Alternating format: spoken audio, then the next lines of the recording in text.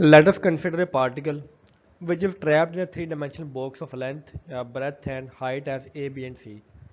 तो यहाँ पर कोई पार्टिकल है जिसका z एक्सिस c है, y एक्सिस हमारे पास b होगा और x एक्सिस हमारे पास x a होगा। ठीक है, तो वो तीनों एक्सिस हैं, सॉरी a, b और c लेंथ है तीनों एक्सिस के related. This means that the particle can travel in any direction along the x, y and z axis. The potential energy inside the box is zero, while outside the box is infinite. तो जो हमारी potential energy है जिसको हमने V से show किया हुआ है वो inside the box तो zero है, लेकिन outside the box तीनों तरफ वो infinity होगी। ठीक है, ये वाली। Now suppose that we need to find various physical properties associated with different state of the system. तो इस सिस्टम में जो पार्टिकल मौजूद है हम उसके डिफरेंट स्टेट्स के लिए उसकी जो फिजिकल प्रॉपर्टीज़ हैं उसको कैलकुलेट करना चाहते हैं। Had it been classical system we would use simple formulas from classical mechanics to determine the value of different physical properties. However, being a quantum mechanical system we cannot use those expressions because they would give irrational results. Therefore, we need to use the postulates of quantum mechanics to evaluate various physical properties. तो सादा अल्फाज में कहने का ये मतलब है कि अगर तो ये क्लासिकल सिस्टम होता तो हम इसमें जो सिंपल क्लासिकल लॉज हैं फिजिक्स और मैथमेटिक्स के या मैकेनिक्स के हम उसको अप्लाई कर सकते थे, लेकिन क्योंकि ये क्वांटम मैकेनिक्स में या क्वांटम सिस्टम को हम स्टडी करते हैं और क्वांटम सिस्टम में ड्यूअलिटी होती है लाइट एंड मैटर की और अनसर्टेनिटी काफ़ी ज़्यादा होती है, तो अनसर्टेनिटी ज़्यादा होने की वजह से हम जो क्लासिकल एक्सप्रेशन हैं उनको यूज़ नहीं कर सकते क्योंकि वो हमें इरेशनल रिजल्ट्स प्रोवाइड करेंगे। तो अगर तो हम चाहते हैं कि एक्यूरेट रिजल्ट को फाइंड करना तो हमें जो क्वांटम मैकेनिक्स से पासुलेट्स हैं उनको यूज़ करना पड़ेगा इसको सॉल्व करने के लिए।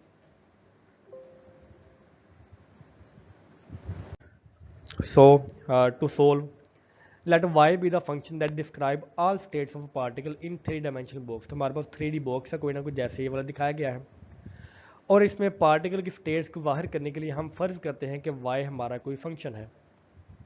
Eight this point we have no information about the exact mathematical expression of y। हमें y के एक्सप्रेशन का नहीं पता कि y कौन से वेरिएबल के साथ किस तरह से अटैच है, मतलब उसकी इक्वेशन क्या है, लेकिन हमें ये पता है कि हमारे पास एक ऑपरेटर मौजूद है जिसको किसी एक्सप्रेशन की ज़रूरत ही नहीं होती।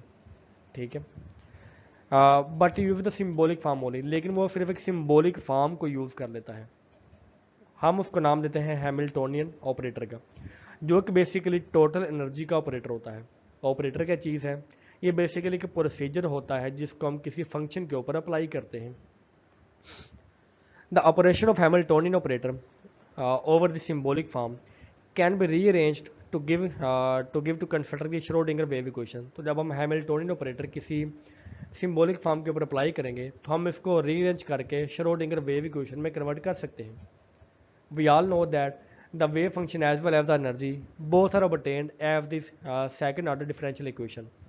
तो जैसा कि हम जानते हैं कि जब वेव फंक्शन जब हासिल होगा हैमिल्टोनियन ऑपरेटर को अप्लाई करने के बाद जो वेव इक्वेशन हासिल होगी श्रोडिंगर की वेव इक्वेशन, उस वेव इक्वेशन से हम वेव फंक्शन को और एनर्जी दोनों को इजीली जो है वो हासिल कर सकते हैं, क्योंकि जो श्रोडिंगर की वेव इक्वेशन है वो पहले से ही सेकंड ऑर्डर की डिफरेंशियल इक्वेशन होती है।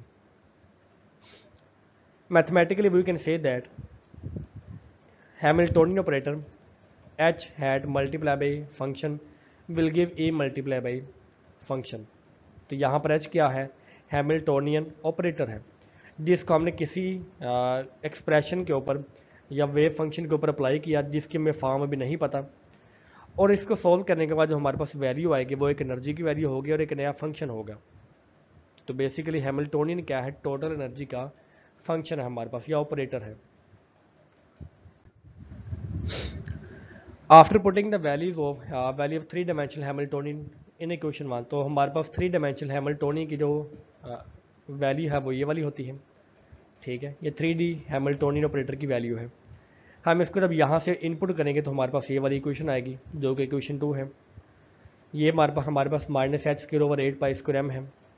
h यहाँ पर जो प्लांक्स का कांस्टेंट है, m यहाँ पर हमारे पास मास ऑफ इलेक्ट्रॉन है या कोई भी मास ऑफ पार्टिकल है, और ये हमने तीनों एक्सिस के गिर्द पर उसकी डायरेक्शन के हिसाब से इसको डबल डेरिवेट किया हुआ है।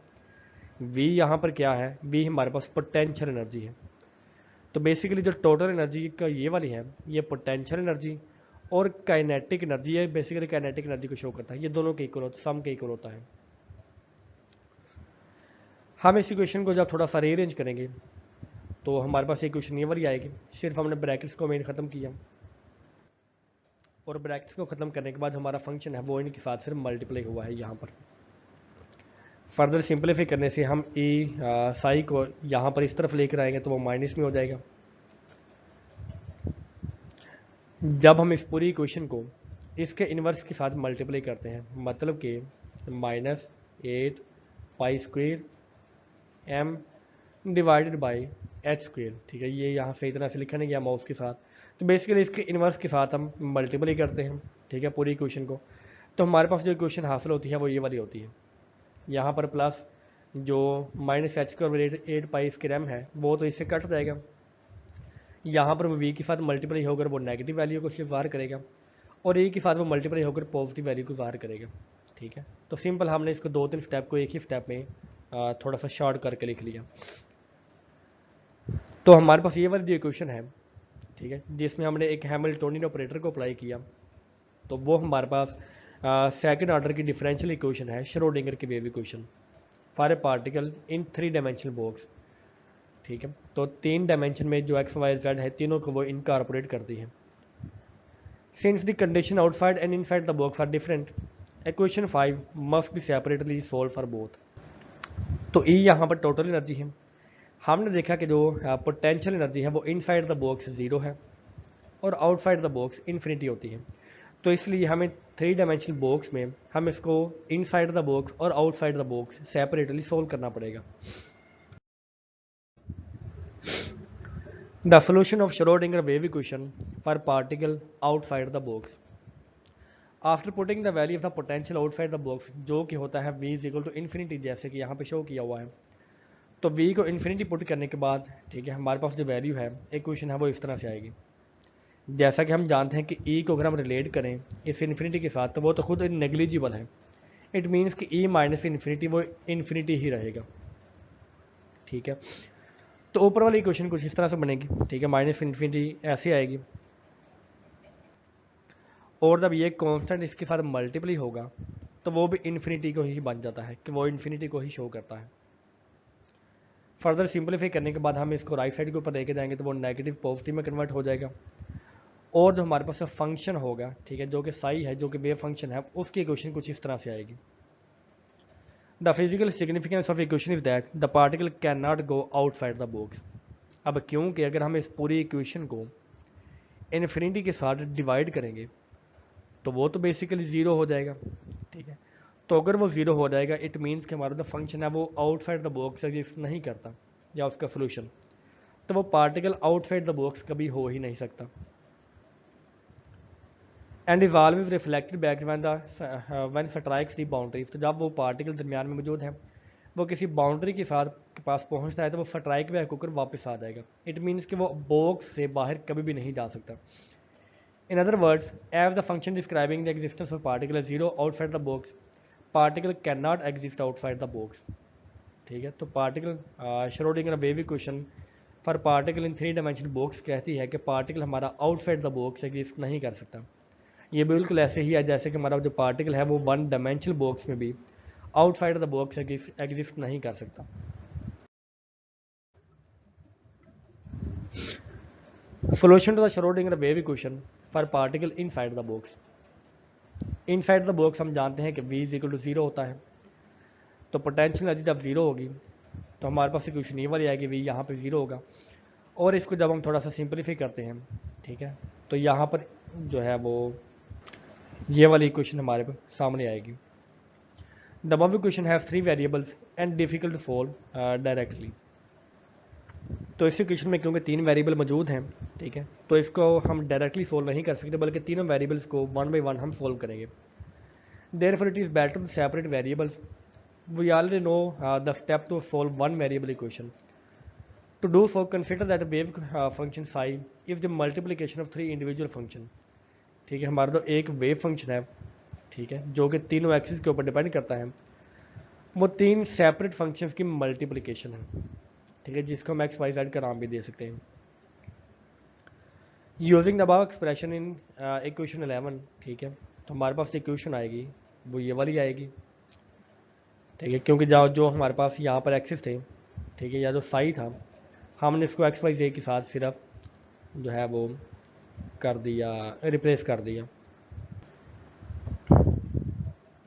From the rules of partial derivative, तो सिंपल मैथमेटिक्स को अप्लाई करने के बाद ये वाली क्वेश्चन हमारी इस तरह से जो है वो रीअरेंज होगी, क्योंकि यहाँ पर डेरिवेटिव में एक्स है तो वाई और जी यहाँ पर एज ए कॉन्स्टेंट डील होते हैं और वो बाहर आ जाएंगे। यहाँ पर वाई है डेरिवेटिव में तो एक्स और जी एज ए कॉन्स्टेंट है तो वो यहाँ पर बाहर आएंगे। इसी तरह एक्स और वाई यहाँ पर बाहर है और बाकी क्वेश्चन हमारी यहाँ पर वैसे की वैसे ही रहेगी।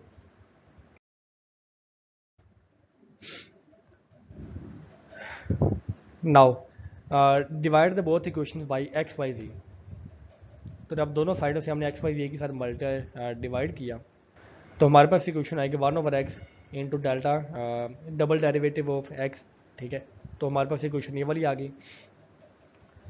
Assuming K square is equal to 8 pi square M E over H square, ठीक है, हम अज्यूम करते हैं कि जो ये वाला वेरिएबल है वो इसके इक्वल है, के स्क्वायर के इक्वल है, तो के स्क्वायर की वैल्यू जब हम यहाँ पर पुट करेंगे तो वो सिर्फ यहाँ पर आएगा और बाकी वेरिएबल हमारे सारे यहाँ पर हैं, ठीक है, तो ये हमारे पास एक शॉर्ट फॉर्म है इस इक्वेशन की। Also fragmenting the constant K along X Y and Z axis, क्योंकि हम पार्टिकल को 3 डायमेंशनल बॉक्स में देख रहे हैं तो ये जो हमने कॉन्स्टेंट यहाँ पर अज्यूम किया है हम इसको भी तीन जो है वो एक्सिस में कंसिडर करते हैं। तो हमारे पास जो इक्वेशन आएगी वो फर्दर सिंप्लीफिकेशन के बाद ये वाली आ गई। The equation can be written as the sum of 3 equations with only one variable in such. For example हम कह सकते हैं कि जो ये वाला वेरिएबल है और जो ये वाले वेरिएबल है इन दोनों का सम जीरो के इक्वल है, क्योंकि ये सारे जीरो के इक्वल है, हम कह सकते हैं इन दोनों का सम होगा, ठीक है, वो भी जीरो के इक्वल होगा, और इन तीनों का सम होगा, दोनों का सम होगा, वो भी जीरो के इक्वल ही होगा। तो ये हमने एज ए शॉर्ट फॉर्म इसको लिख लिया। The equation 19 to 21 are simple one dimensional differential equation, ठीक है, तो क्योंकि हमने तीनों एक्सिस को सेपरेट कर दिया तो हम इसको कंसिडर कर सकते हैं कि वो तीनों एक्सिस की सेपरेट इक्वेशंस मौजूद है हमारे पास और इनके सोल्यूशन भी हम ऑब्टेन कर सकते हैं जैसा कि हमने वन डायमेंशनल बॉक्स में किया। तो इक्वेशन 19 का जो सोल्यूशन होगा that will give the X dependent wave function as well the energy distribution along X axis, ठीक है, तो सिंपल उसके बाद फंक्शन होगा एक्स के गिर्द जैसा कि हमने वन डायमेंशनल बॉक्स में कैलकुलेट किया, वो हमारे पास होता है 2/a into sine N X pi X over A, N यहाँ पर स्टेट ऑफ द सिस्टम को शो करता है और इसकी जो टोटल एनर्जी हमने डिफाइन की थी या कैलकुलेट की थी वो ये वाली थी, तो एक्स के गिर्द हमारे पास ये वाली है, ठीक है। इसी तरह वाई के गिर्द हमारे पास एक्सप्रेशन ये वाली बनेगी, ठीक है, ये हमारे पास फंक्शन है, फंक्शन एक्स फंक्शन वाई, और जेड के रिलेटेड हमारे पास जो फंक्शन बनेगा, जो इक्वेशन बनेगी वो ये वाली है, ये एनर्जी के इक्वेशन हैं और ये सिंपल उसके वेव फंक्शन के इक्वेशन हैं। After putting the values of individual wave function, ठीक है, इन इक्वेशन 12, तो जो वेव फंक्शन की इक्वेशन आई है जो ये वाली है सिंपल, इसको हम इक्वेशन 12 में पुट करेंगे तो जो हमारे पास टोटल वेव फंक्शन बनेगा वो ये वाला आ जाएगा, ठीक है। हमने सिर्फ यहाँ पर एक्स वाई और जेड की वैल्यू पुट की इक्वेशन 12 में।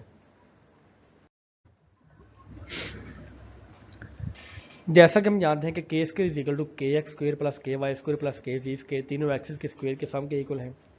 The total energy must be the sum of individual energies, तो टोटल एनर्जी भी इंडिविजुअल एनर्जीज के इक्वल होती है, सम के इक्वल होती है, ठीक है। तो जो हमने लास्ट स्लाइड के ऊपर तीन इक्वेशंस देखी, ठीक है, energy along X axis Y X and Z axis, तो इन तीनों का सम ये वाला होगा हमारे पास, ठीक है, एन एक्स वाई जी और N Z square over A square plus B square plus C square, where nx, ny, and nz are the describe the variables whose permitted values from boundary condition can be 0 to infinity. Nevertheless, it is worthy to note that even though we put n is equal to 0 is permitted by the boundary condition, we still don't use it in the question 25, which is obviously because it makes the whole function as 0.